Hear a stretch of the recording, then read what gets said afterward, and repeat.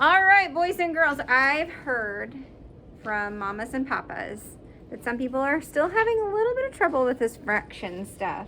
So for today's lesson, we're supposed to be learning how to compare fractions again. I'm going to show you two ways, but you can pick either way. I'm not going to say you have to find a like denominator or a common denominator. You can pick either way. All right, class? Yes. Class? Yes, yes. Here we go. So we have 5/8 and we have 5/6. We have to decide which one's bigger. So today's lesson is on finding a common denominator. Denominator. Okay, so we had to find what 6 and 8 have in common. What can I take times 8 and get that I can also take times 6 and get? Anybody have an idea? Anybody going once? Anybody going twice? Oh, we've got a taker. Okay, no, we're not doing this. What we're going to do cross multiplication after we find the common denominator, so I can show both ways you can do it. What can I take 6 times what and get a number like we just watched in our video, and 8 times what and I can get the same denominator? I need to get the same denominator over here. Well, look down your multiplication charts and see what 8 makes and what 6 makes that are in common, that are the same. This friend?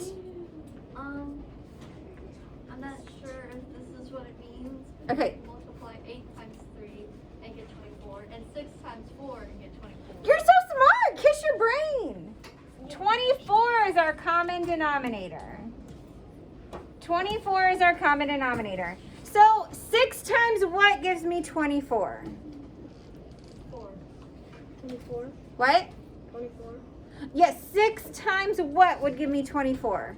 What number, or 24 divided by what will give me 6? 4. 4. What I do to the bottom, Have to do it to the top. I have to do it to the top. So I have to multiply 5 by 4. Class? Yes. 5 times 4 is 20. Okay. So now we have to get from 8 to 24. 8 times what is 24? Or 24 divided by what gives us 8?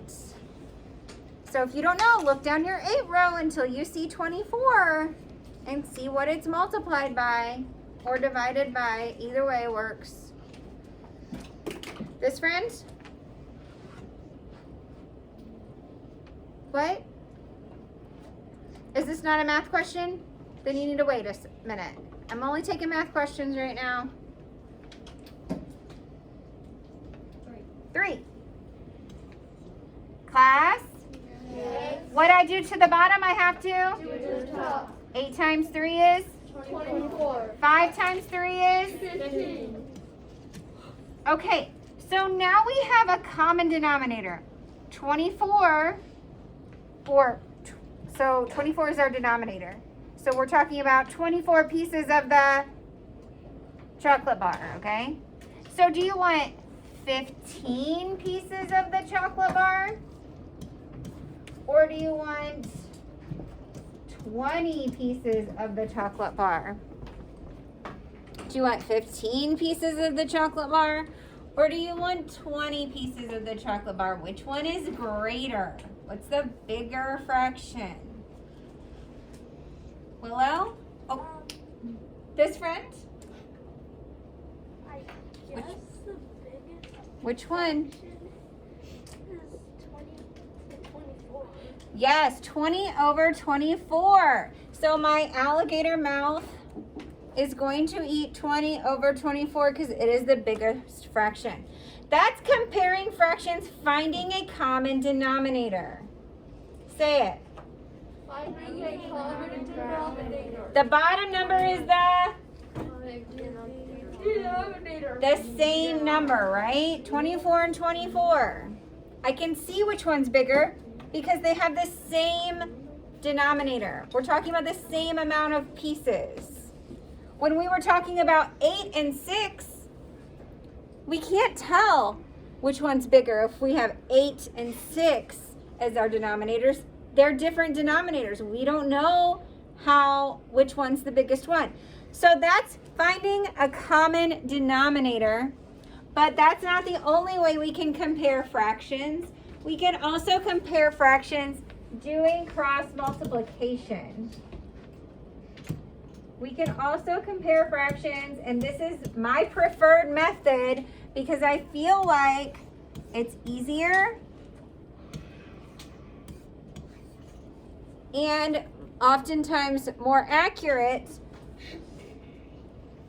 All we do is we multiply up and across.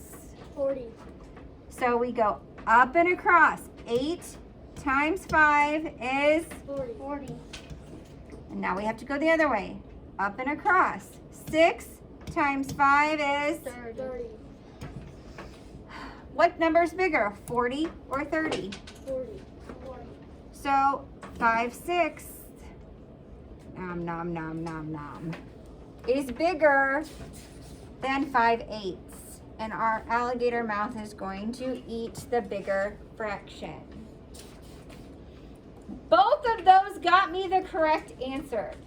I can find a common denominator and compare fractions that way, or I can cross multiply and compare fractions that way. Either way works.